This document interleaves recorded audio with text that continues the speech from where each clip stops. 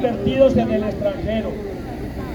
Y cuando este gobierno llamó la atención y le exigió al sector financiero reinvertir en Colombia, salieron los medios de comunicación hegemónicos a decir que el Estado le iba a expropiar las pensiones a los que tenían la platica en los fondos privados, cuando han sido los fondos privados los que han expropiado la pensión de millones de trabajadores que se vieron obligados a abrir cuentas en fondos privados de pensiones, porque el objetivo de los gobiernos de turno antes de Gustavo Petro era acabar con el otrora Seguro Social y hoy con pensiones.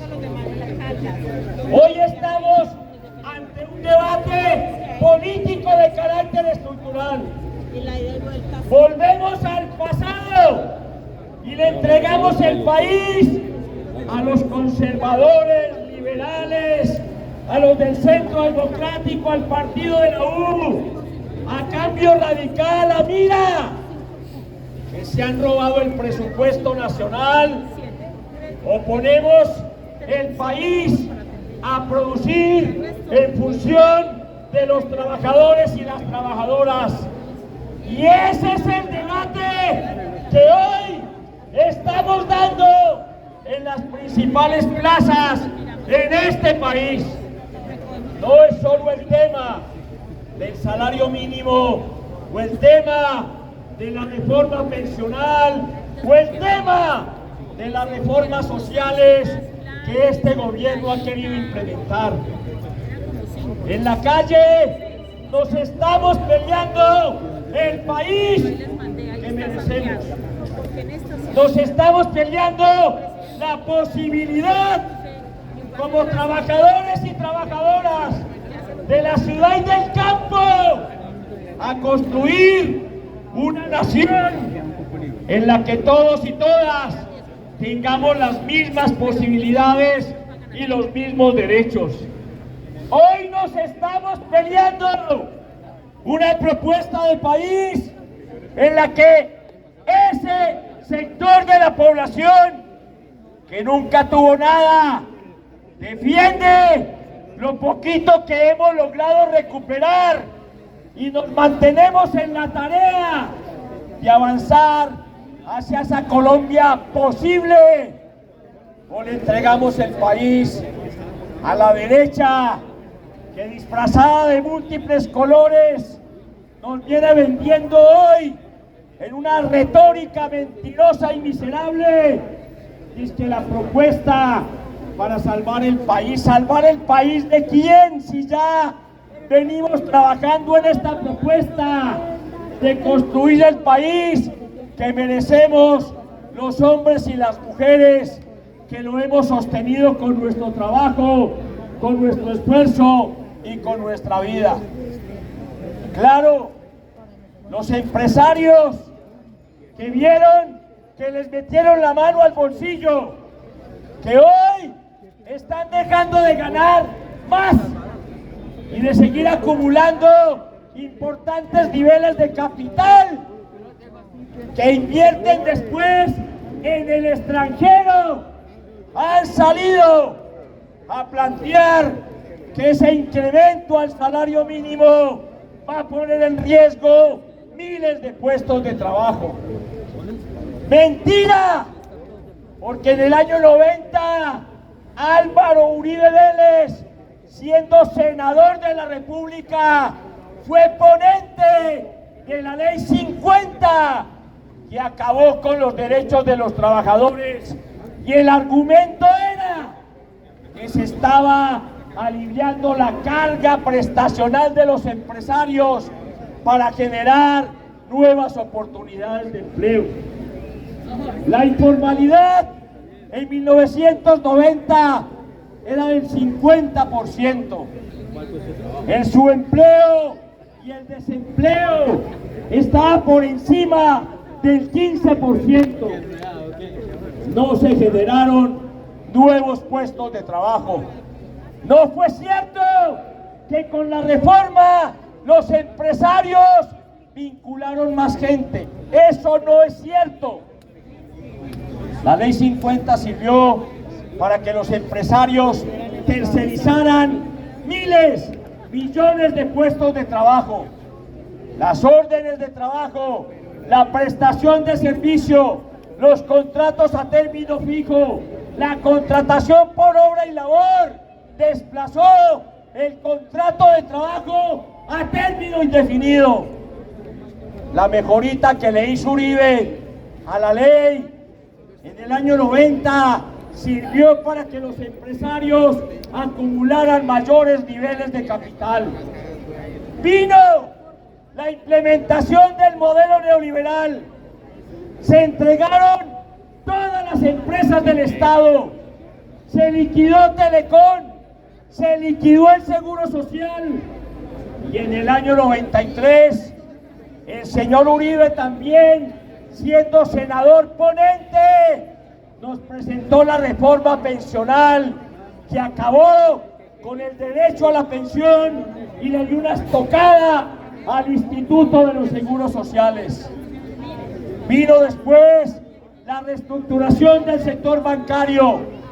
Se acaba con la Caja Agraria, con el Banco Cafetero, con el Banco Central Hipotecario, la banca de fomento, responsabilidad del Estado, termina liquidada y se le entrega toda la infraestructura y el recurso del Estado a la banca privada. Es decir, nos aplicaron la receta por lado y lado. En el caso de los trabajadores, les quitaron sus derechos. En el marco pensional, le quitaron el derecho a la pensión, liquidaron el Instituto de los Seguros Sociales. Y en el tema de salud, crearon las nefastas EPS, que se convirtieron en intermediarias encargadas de administrar la plata de los medicamentos, de los especialistas, de las cirugías. Entre 40 y 70 billones de pesos se apropiaron las EPS, propiedad de esos dirigentes políticos que se robaron el país.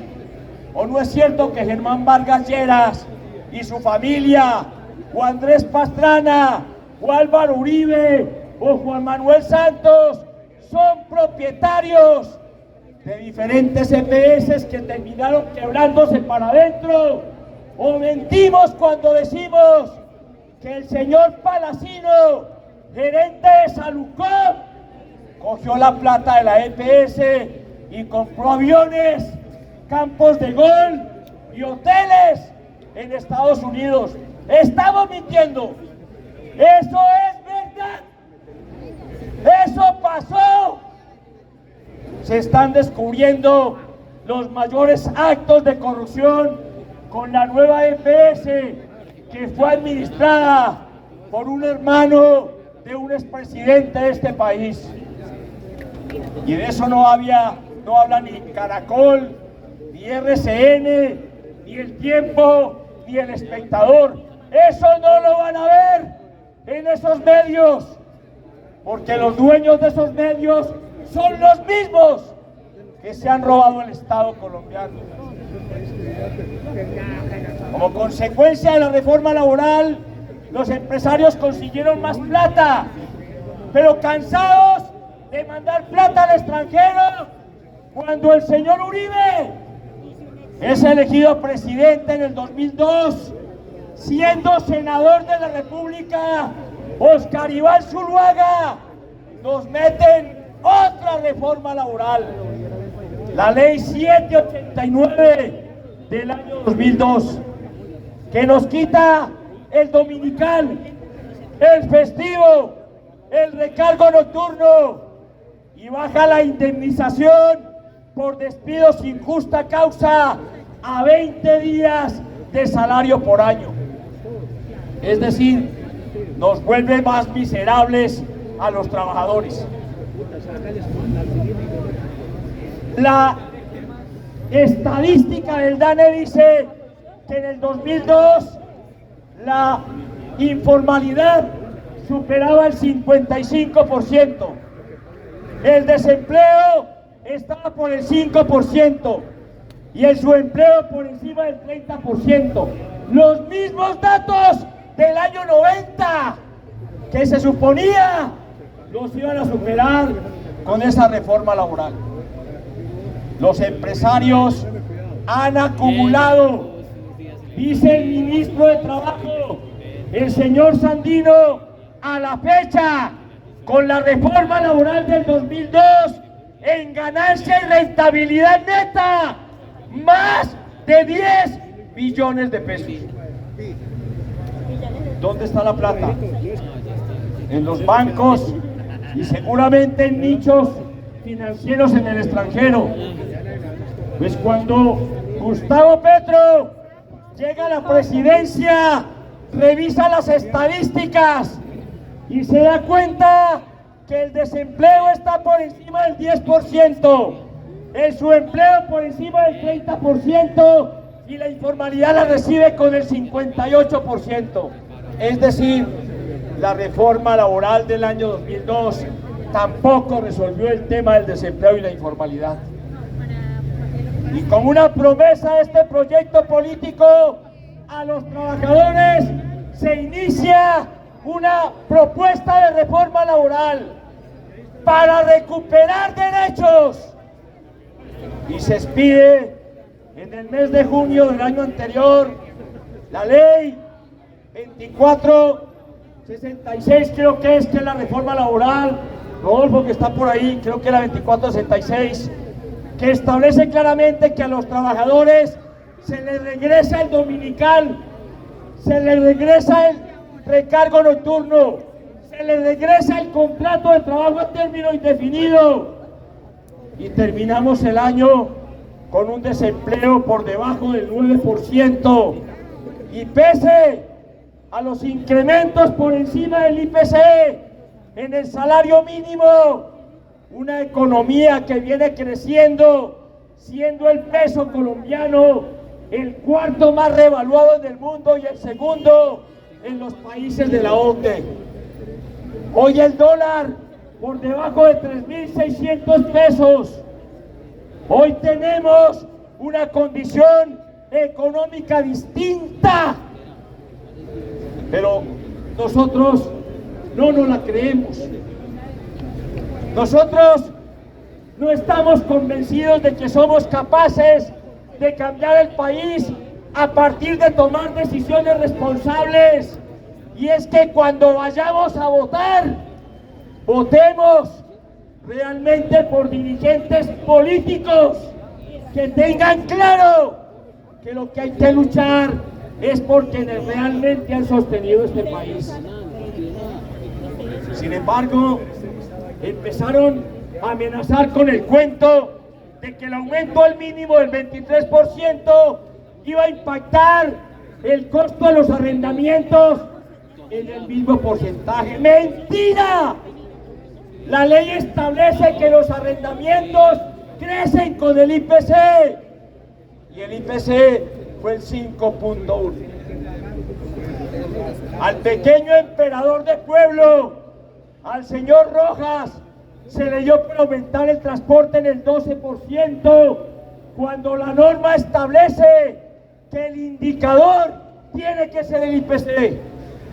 Hoy en Jumbo, en el Valle, están convocando un paro cívico, porque el incremento que hizo el alcalde de ese municipio superó cualquier expectativa real de capacidad de la comunidad de ese municipio. Entonces la discusión está en el debate que estamos dando hoy, es si estamos convencidos de que somos capaces de construir otro país o no. La Corte Constitucional no ha querido definir claramente en su ponencia qué va a pasar con la reforma pensional. Ataques por todos lados. El Consejo Nacional Electoral le viene poniendo límites a la consulta de los diferentes sectores de izquierda que buscan el 8 de marzo en las elecciones que deben llevarnos a poner mayorías en el Senado y en la Cámara, de este lado, no han querido dar el aval para que Iván Cepeda, que de rato se muestra como un candidato capaz de ganar la presidencia, incluso en primera vuelta, pueda participar de ese proceso. Pero tenemos que perder el miedo a defender el proyecto, a defender el cambio, a defender la propuesta, con argumentos y con claridad, y esa es tarea de todos nosotros. O volvemos al pasado, al paramilitarismo, a la motosierra, a los falsos positivos, a la pérdida de derechos, o seguimos construyendo el país que nosotros, nuestros hijos y nuestros nietos realmente merecen, porque estamos acabando con el planeta y con el único sitio realmente en el que podemos vivir. Podemos hablar de muchas más cosas, de eso se trata particularmente este espacio. Así que el Comité de Unidad, las centrales obreras, los diferentes sindicatos, los pensionados, en una tarea significativa el día de hoy, los invitamos a no desfallecer. Ese salario mínimo se respeta y esperamos que el Ministerio de Trabajo, como ya lo denunciamos, intervenga de manera inmediata a aquellas empresas que en la ciudad, como Mercaldas, como Celema, vienen amenazando a los trabajadores con acciones de despido, con un objetivo fundamental: llenar de miedo el sentimiento colectivo, y eso no podemos permitir que pase. ¡Viva la justa lucha del pueblo colombiano! ¡Viva! ¡Viva! ¡Viva! ¡Luchando unidos! ¡Luchando unidos! Compañero Moisés.